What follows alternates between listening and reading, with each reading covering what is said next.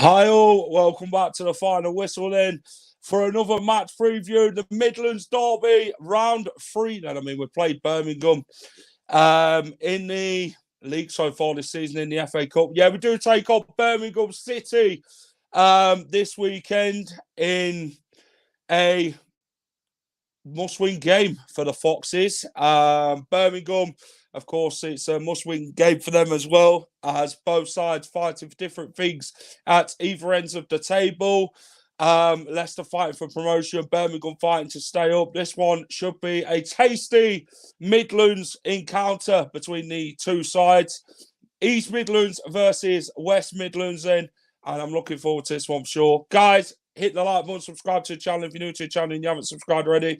I'm going to be joined shortly by Sam Sheppy, who is from Blues Focus. He will be giving me the lowdown on Birmingham City as what's going on at them this season. Evening, Jack.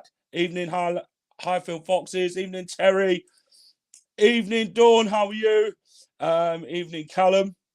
Right, let's get my guest in. Sam Sheppy from Blues Focus. Sam, how are you, mate? I'm very good, thank you. Good evening to everybody, and love the intro, by the way. Fantastic intro. No, appreciate it. Sam, I will say it to you, mate. I know I said it to you backstage. I don't know, we kind of like look at lookalike sometimes with fans, and yeah, you look like a familiar Leicester City player, which is, I know you're probably going to hate me for, I have said it, Mark Albrighton. Yeah, ex-Villa is not the person that you want to be looking like, being a Birmingham fan. Straight away mentioned the ex-Villa player.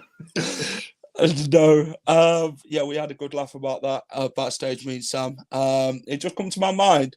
Hey, Jack, good luck for tomorrow. Hope you thrash the small... Yeah, desperate for you and Ipswich to go up, despise Leeds. Evening, Sam, says Callum. Hi, Callum. Sam, welcome to the channel. Appreciate it, mate, for you taking your time to join us tonight on the match preview. Let everybody know what you do at Blues Focus, mate. So Blues Focus, we pretty much do what you guys do, where it's like match previews, and then we also have vlogs about the games as well. Tommy goes to most of the games. He's going to the Leicester game tomorrow, which should be a tasty affair, so I'm sure we'll get into. And we also cover all bases in terms of sort of transfer news, just general news. And yeah, we're also on TikTok as well. So make sure to check us out there, because you always like to see the other side of things when it's an away day, to see what the other set of fans are like, because there always seems to be that sort of comparison, isn't there, between fans that go to your home stadium, where it's like, how good are they? And you can see on our TikTok sort of what we get up to at the game, because yeah, third time playing Leicester this season, hopefully third time lucky for Blues. Yeah, round 3. Ding ding. Let's get on with it. Let's do it. Yeah, we played you in the league this season, haven't we? The Foxes winning the game, beating you in the cup as well. The cup game were a bit more fight from Birmingham, wasn't it, Sam? 3-0 it ended up though, didn't it? Numerous of chances for Birmingham where they probably should have put us away in the first half, to be honest. Leicester made so many changes in that game. Stansfield missed sitters, didn't he? And then Leicester made you pay the price in the second half and won the game in the cup. But let's get to know the opposition first before we get on to the game at the weekend. Birmingham City then, 20th in the Championship, 42 points, fighting relegation. What's been your thoughts on the season as a whole, as supporting Birmingham? Well, I think you've got to look to the start of the season and what the expectations were going into it, because last season it was pretty turbulent, more so for stuff off the pitch, with the old regime sort of coming to an end and the new takeover of Knighthead Capital. And this was something that Blues fans really were looking forward to. Summer transfer window, most Blues fans would say it was a fantastic transfer window. We got in some excellent players, and it wasn't just loan players as well, it's permanent transfers, and something we haven't seen in a while, where we brought in these transfers where summer, and you look at sort of players that have played in the Championship and they're not past their sell-by date almost. It's players that are young, still got a point to prove, hungry, and it looked really good from the offset. At the start of the season, we had some good results under John Eustace, a good win against Leeds, Bristol City, West Brom. And then after that West Brom game came the October international break. We were in 6th place in the league, and that's where things started to fall apart a bit, because Wayne Rooney was then introduced as the manager, big name. Straight away, you get that media attention from someone that big in his playing days taking over us, and it did not go to plan. We fell down the table, style of football that wasn't suited to the players that we had, public calling out of the players by Rooney, and it was just everything that could have gone wrong did go wrong really in that situation. And then Tony Mowbray came in, and things looked to be pretty good from the start with Mowbray, but unfortunately he's been taken ill. Mark Venus had to then manage the remainder of the games. He didn't do much because I think we only got 1 point from the games that he managed. So then Gary Rowett's now had to come back in. He's our manager 7 seasons ago. I mean, it seems like a long time because there's been so much happening at the club. He needed some points regardless of how he played football, because the board wanted this expansive football. They called it no fear football when they appointed Wayne Rooney. And ever since they've said that, the fans have been fearing the way that we're playing because we are just conceding so many goals. So we needed someone that can steady the ship a bit, knows the Championship, knows the club. I know it's a cliche thing, but 1-0 win against Preston, I think, ticked all them boxes, because we really showed up against Preston, because we had more shots on target, more shots, more possession, something we haven't seen in ages. And I think it's because Rowett can play to the basics and play the way that these players are comfortable playing as well. So that's a summary of the season so far. Leicester up next, and I imagine it'll be a tough test. Dawn says should never have got rid of Eustace. I mean, quite a lot of EFL fans, I think quite a lot of the football fans were surprised with the sacking of John Eustace, 6th in the Championship, high-flying Birmingham City. I mean, Wayne Rooney comes in, obviously media attention and that because of his playing days and that. He's not really done much as a manager. I mean, he did all right at Derby when he took over there. But I just felt it was the wrong move for Birmingham with bringing Wayne Rooney in. I think did he come in from DC United, was it? He did, yeah. Obviously, new ownership. They know him from, obviously, his time over in America and that. They obviously thought it would have been the right move for Birmingham City going forward. A move that got said was in plans for months to bring Rooney in to replace John Eustace. Yeah, give me your thoughts on Wayne Rooney. I mean, how bad was it? I mean, not winning games. You'd probably win the odd game. But what was life like under Wayne Rooney to how it is now under, which is now manager Gary Rowett?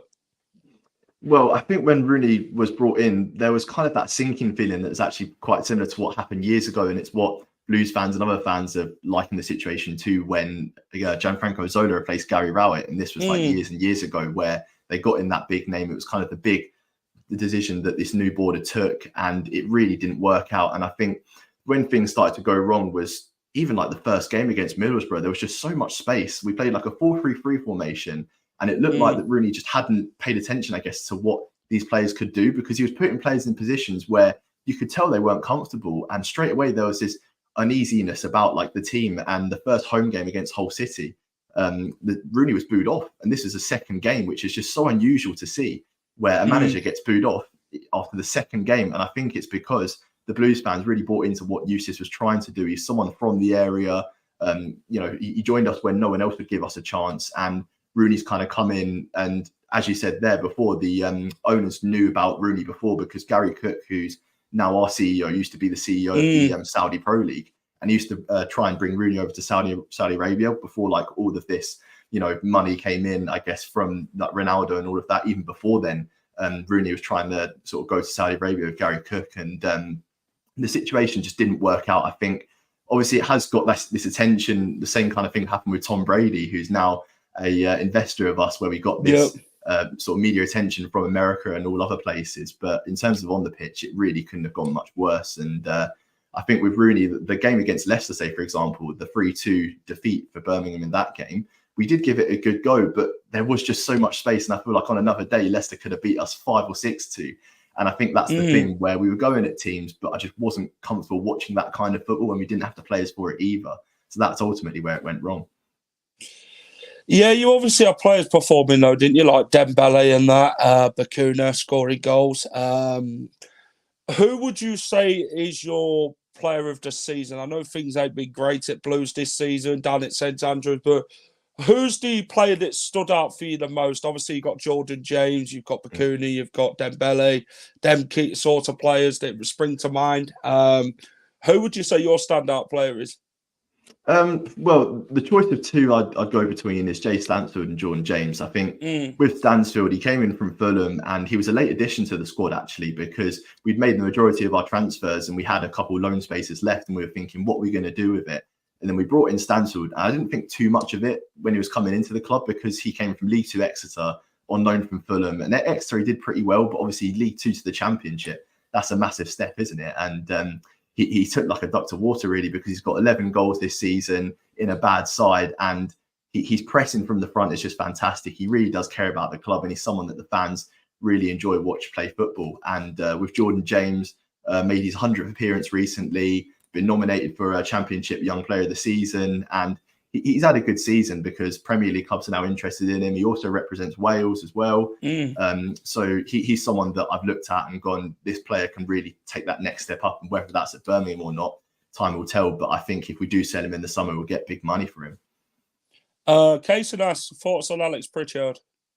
This is an interesting one, actually, and something that I've done a bit of research on earlier, because Pritchard joined when Tony Mowbray was the then manager and he was healthy, and I think there was a bit of a debacle, wasn't there, with him going on strike his way at out to Sunderland. Yeah. And he said he wasn't going to play for Sunderland anymore. Clearly liked Mowbray because that's why he joined us. It wasn't for a big transfer fee either. So it's a kind of a bit of business. But ultimately now with Rowett, it looks like the style of football that perhaps Pritchard signed up for isn't the way that we're going to play. So I don't think he's going to get as much game time. And with Rowett in charge, Pritchard's just come back from injury, so it may be a thing where he gets eased back in the squad. But from now until the end of the season, I don't know if I can see him starting, because when you're down the bottom, you just want grafters, don't you? You want people that are going to challenge for every tackle, run their socks off. And I think Pritchard's a bit more of a flair player. That's not to say he's a bad player, but just I think he's a bit more comfortable with time on the ball, more possession. And I just think the way we're playing this season, from now until the end of the season, because survival's on the line, it's not the kind of situation where Pritchard's going to be first name on the team sheet. Yeah, I think players like to play a certain way, don't they? And you have to play under the right manager. Sometimes it works for players, sometimes it don't. But some players are one of them where they don't like to adjust, Talk to me about the relegation battle before we talk about the Preston win. 20th place, 42 points. Plymouth are in this relegation battle, aren't they? Huddersfield, Blackburn Rovers, Millwall, teams like that. What's been your thoughts on this relegation battle? It's been quite close and tight-knitted, hasn't it, this season? But what's been your thoughts on it as a whole? As you said, it's so close, isn't it? There's so many teams down there that I was on a podcast last week where it was all the fans of different clubs that are in around the relegation zone. And when you're in your own bubble, you kind of think, oh, nothing can be worse than what we're going through. Nothing can be worse. But then when you hear the perspectives of other clubs, they're in just as bad a position as us. And when you think it's your club, it's like the be all and end all. And then when you've got other people like Sheffield Wednesday, say, for instance, they've got chaos not just on the pitch, but off the pitch as well with their ownership. And Huddersfield, say, for instance, they were in a playoff final not too long ago at Wembley, and then now they're scrapping for survival and they may drop down to League One. So it's different situations that you look at. And I think with us, it's so important that we stay up this season, because if we do, we can kick on with this new ownership, and they are promising so much. And I think they can deliver on these promises if we're in the Championship and gradually building back up the league. And I think it's a situation with this board where perhaps they've tried to run before they can walk with some of the decisions. I think with some of the things they've said, and, you get this where owners come into a club and they believe they can take it straight up to where they believe they see it fit. So say, for instance, like European football or whatever, and sell out crowds every week. But if we're not playing well, then you're not going to get that. So I think it's a thing where they've had a tough lesson to learn this season with how to manage a club and how to, decide what happens day to day. But I think with the relegation battle, I'm more confident after the Preston game, but there is still a long way to go. You know, there's 6 matches. Every game's a tough game from now until the end of the season because more or less every team in the Championship is fighting for something, whether it be for staying up, playoffs, automatic promotion. That's the beauty of the league, where not much is settled until literally right until the end. And I can see us being in that situation in the final day where we need a point or something to stay up, because it's happened so many times with Blues. Yeah, you've been in that situation before, haven't you? When was it? 2014, I think it was. That was one of them. One of the days we survived on the final day. Doncaster ended up going down. Blues stayed up. I think you scored a late goal at Bolton Wanderers, I believe. Yeah, because I remember actually hearing a story about this. Lee Clark was on a podcast recently, and apparently Nigel Pearson rung both Paul Dickoff, who was manager of Doncaster, and Lee Clark to say, you know, whatever happens, I'm just going to put out my best team just to try and win the game.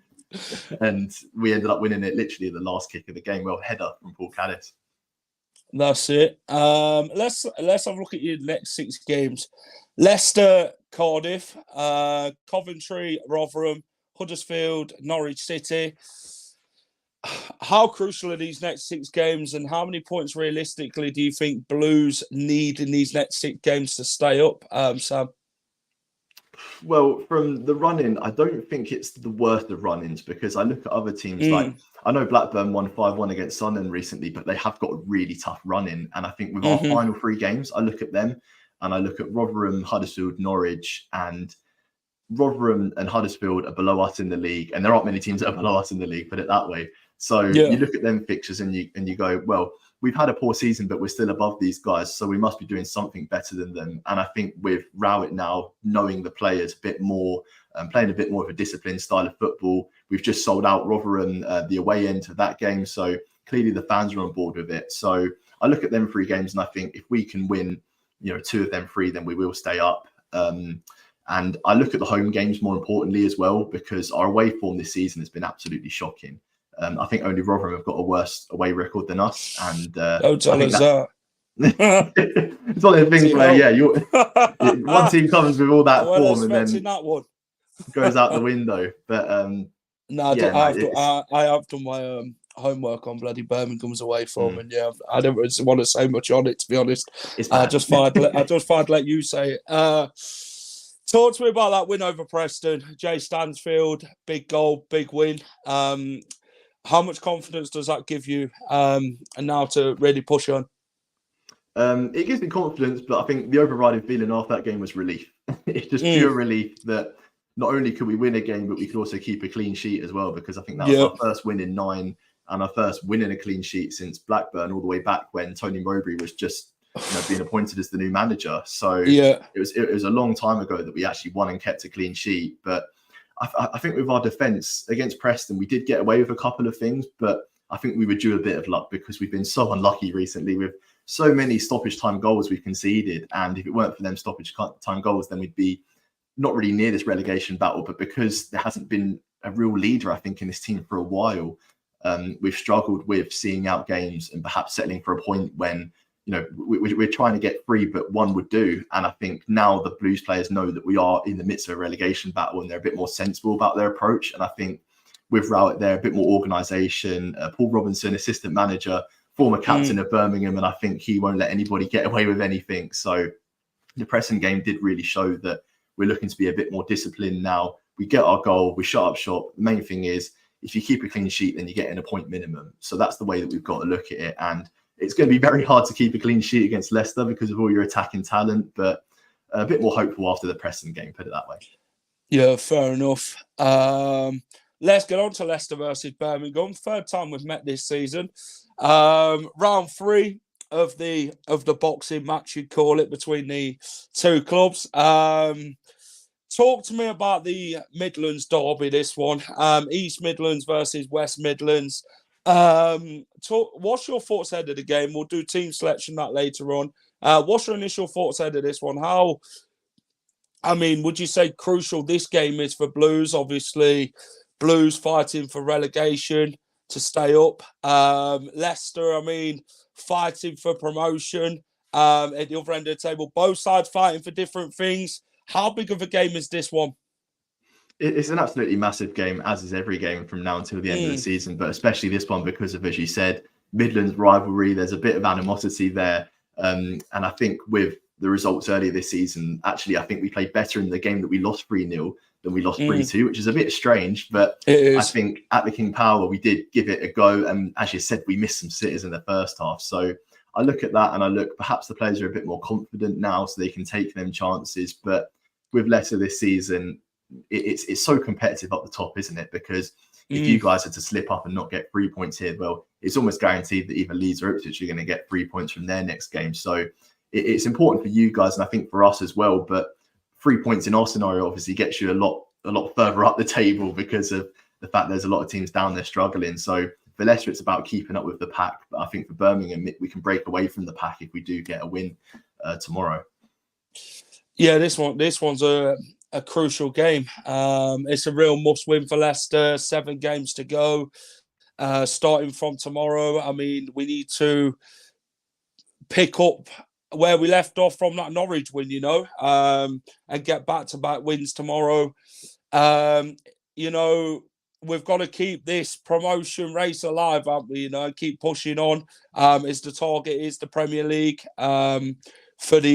I think there's like 3 teams in it now, aren't there, for them 2 automatic spots, Ipswich, Leeds and Leicester. We can't afford to slip up now. We've got to go and win as many games as we can in this one. And this one will be a tough game. This one's a Midlands Derby, the bragging rights, and a game where it's going to be tough, a real battling game between the 2 sides because both sides need the 3 points, of course. What's your thoughts on Leicester, Sam, from a opposition perspective? Well, obviously you're a great side. Enzo Maresca as manager.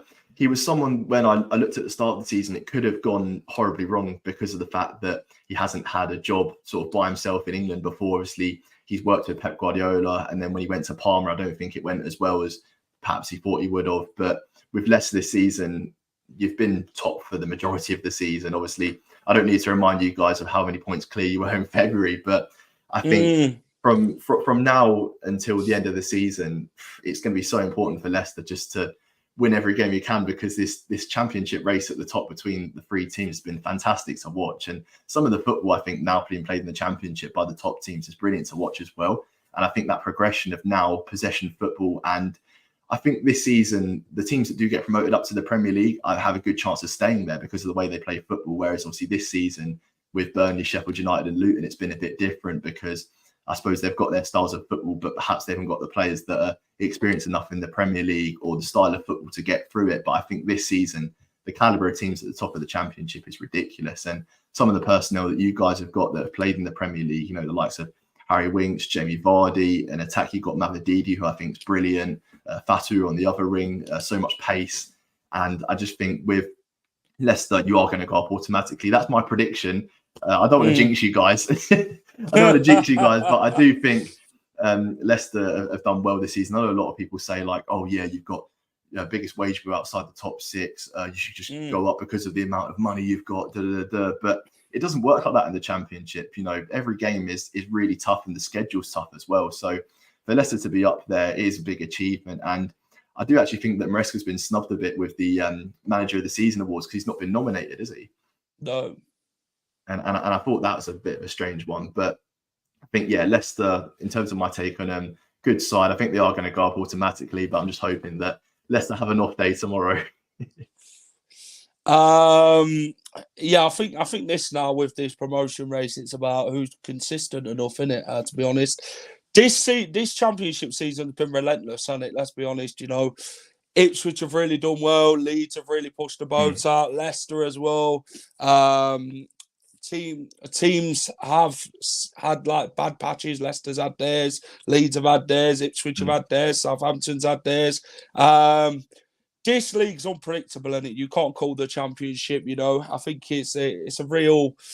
Sometimes it can be unforgiving, to be honest. You can, with the championship, it could be anyone's game on the day, can't it? Exactly.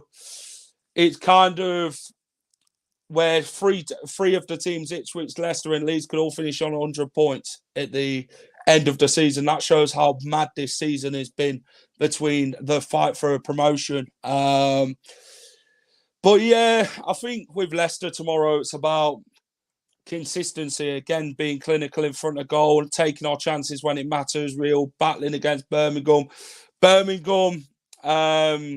Yeah, they're not going to roll over for Leicester, are they? They're going to make Leicester work their arse off for the win tomorrow. So, yeah, it's going. I think it'll be a good spectacle between the two sides. Both sets of fans getting behind their team, and yeah, it should be a good game. Let's have a look at the head-to-head. Third versus 20th, 39 to 40, 11 to 27 to 11, 4 to 9. And yeah, the defeats as well. I put Birmingham win 27. I don't bloody know why. I bet you'd have been safe if that happened. No, but nice. Head-to-heads are good. Played 4 in the Championship head-to-head at the King Power Stadium. Bit of a blooper there before. 2 wins for Leicester, 1 for Birmingham, 1 draw. Last time out then, Sam, 3-2. 3-2 game. Birmingham, first bloody 10, 15 minutes really got at us, didn't they, you know? Wild Fast put it onto the crossbar. Leicester ran up the other end and scored. Dewsbury Hall, Mavididi got 2. Jordan James on goals for Birmingham. I mean, talk to me about the last meeting between the two sides. I mean, what a game it was.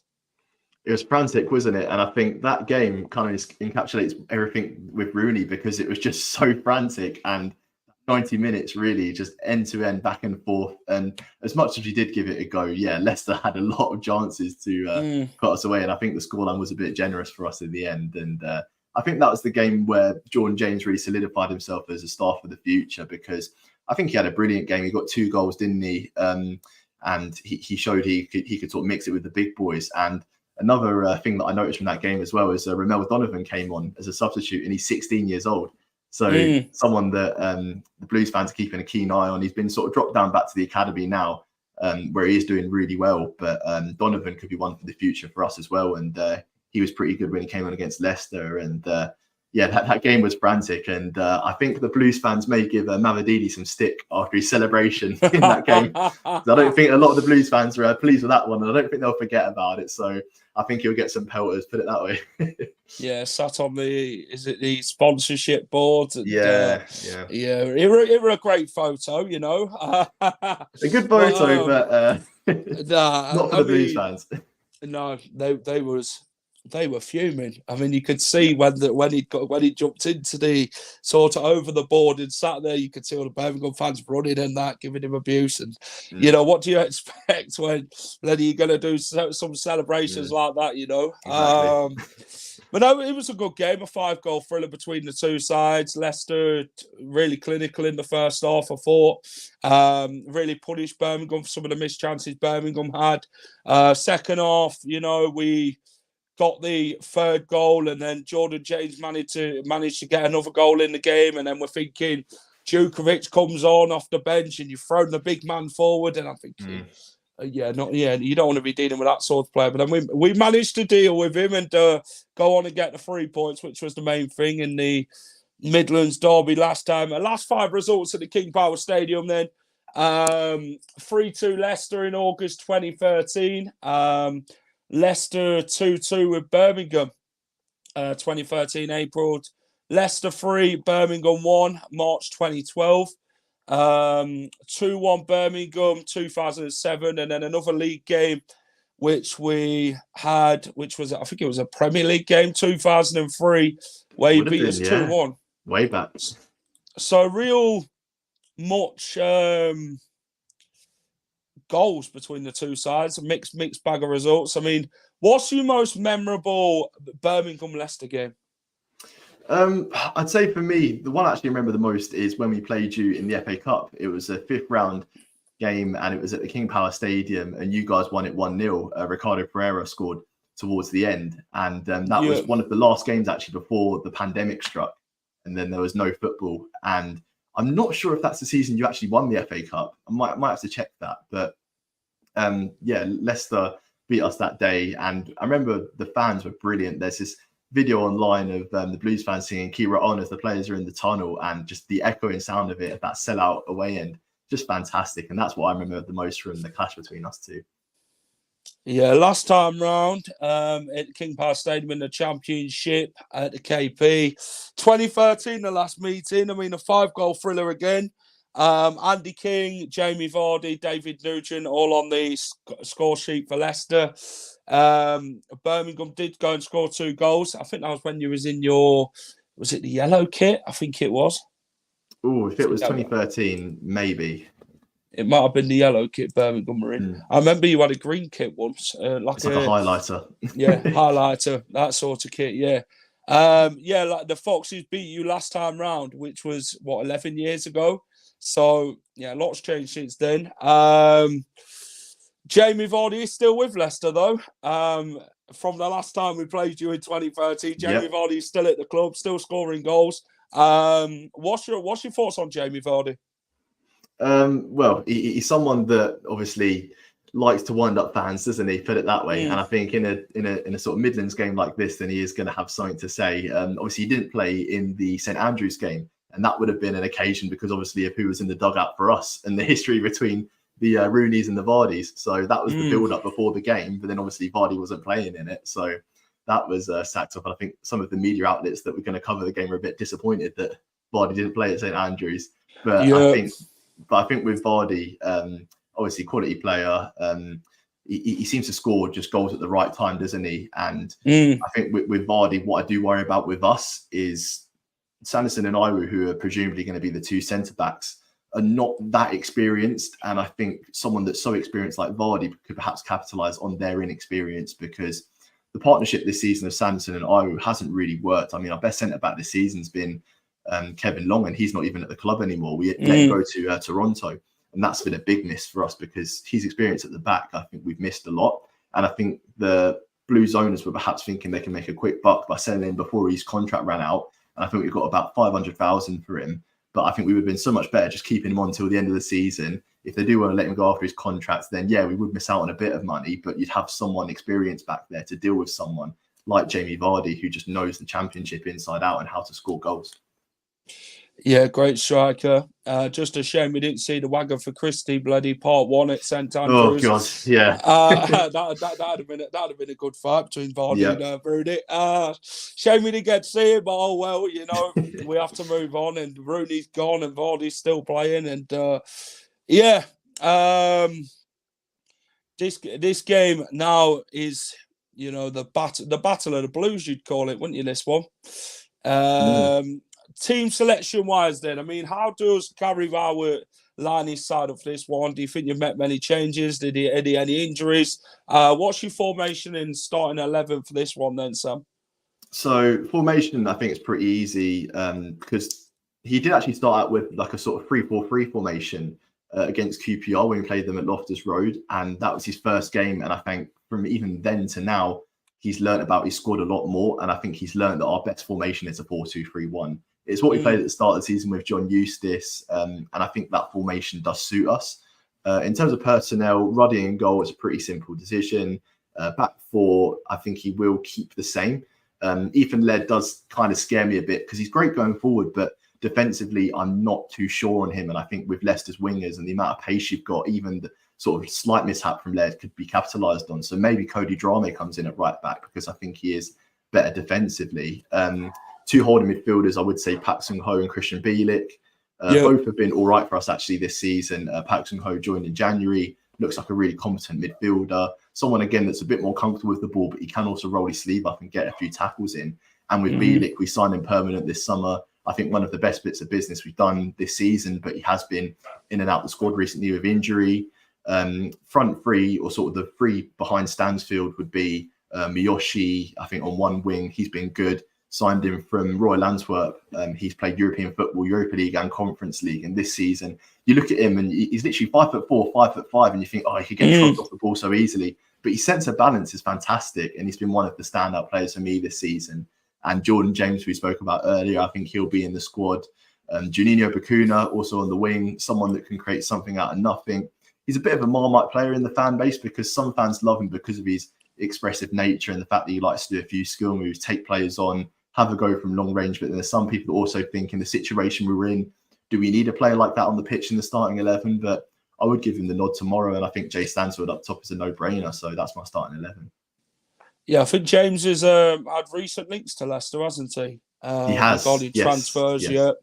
yeah. It's one that he has been linked with the Foxes. There has been rumours about him. I mean, Leicester's 11, I think it reads for itself, to be honest. I think Hermanson will be in goal. Ricardo, Fass, Vestergaard, Callum Doyle. I think he'll stick with the same back four as the Norwich game. I don't see him changing really this team at all. Harry Winks, Dewsbury Hall, Mavididi, Ndidi, and Abdul Fatawu. And then I think he'll just change the striker. I'm going to go with Jamie Vardy. Tom Cannon is back fit. So I think he'll make the bench. But I think Jamie Vardy will start tomorrow. So fingers crossed Jamie Vardy can get a goal under his belt, which is the main thing. Score prediction, Sam. I mean, what's your thoughts on this one then, score prediction-wise? What's your head and heart? Well, they're saying different things, first of all. The head is saying about Leicester being where they are in the league, how we've done against Leicester so far this season. 6 goals conceded in 2 games obviously makes you guys the favourites. But heart is maybe saying that we could do our best to try and drag a point out of this or something, and perhaps get a bit lucky if we hold on, and then a late goal might come from someone off the bench. So I think my heart's saying we could get a draw 1-1, but 3 seems to be the magic number for you guys this season. So other prediction is 3-1 Leicester. So something between them two. I really don't think we win. If we win, it'll be an absolute miracle. Put it that way. Fair enough. I'm going to go 2-0. Goal scorers, Mavididi and Jamie Vardy, is what I predicted yesterday on the Championship predictions. I'm going to go 2-0. The Norwich game is something we can build on, and hope, fingers crossed, we've turned the corner and we can really push on with this promotion race and potentially be in the Premier League next season. So we'll have to wait and see on that one. But yeah, it's going to be a real fight to the finish, a business end of the season now with the bottom of the Championship and then the top of the Championship. So all to fight for in different parts of the table. So yeah, it should be a very entertaining one for sure for the neutrals and that. But yeah, Sam, thanks for coming on, mate. I'm going to wish you all the best after tomorrow for the rest of the season. You too. But before I let you go, let me know where everyone can find you, mate, regarding the Blues Focus and that. So my personal handle's there, and for Blues Focus, just type in Blues Focus on YouTube, Twitter, Instagram. We're all across there with the updates about what's happening at Birmingham. As I said before, we'll have a match day vlog up tomorrow. Tommy's going to the game, so he'll film all the stuff from the away end, and also TikTok. We'll have a bit of content on there. So make sure to look out for that. And yeah, it's going to be a good day, and I'm really looking forward to it. Appreciate it. Cheers, Sam, mate. Thank you so much, Jack. Take care. Appreciate it. That was Sam Sheppy from Blues Focus. Great guest. Great analysation as well with the game and the opposition view as well ahead of this big clash against Birmingham City in the Midlands Derby, and a real must-win. But guys, I'm going to thank you for watching. It's been really much appreciated as always. If you've enjoyed this stream, hit the like button, subscribe to the channel. If you're new to the channel, please hit the subscribe button. It helps out massively. If you're watching this on playback, let us know your thoughts in the comments about the game itself. Good evening, Arthur. Good evening, Geordies. And good evening to Dawn and Terry and everyone that's watched. But yeah, what's coming up on the final whistle then? So last night we did the Championship predictions, week 41, as we predicted all the games for the weekend. So go and check that out on the channel if you haven't watched it already. We're going to do a match day vlog at the game as Leicester City take on Birmingham. Fingers crossed the Foxes can go and pick up that all-important, crucial win tomorrow against the West Midlanders. But yeah, thanks for watching. Take care. Have a good rest of your Friday. And come on, the Foxes. Hi all, thank you for watching The Final Whistle. If you enjoy all our content, please remember to smash a like, share and subscribe to the channel.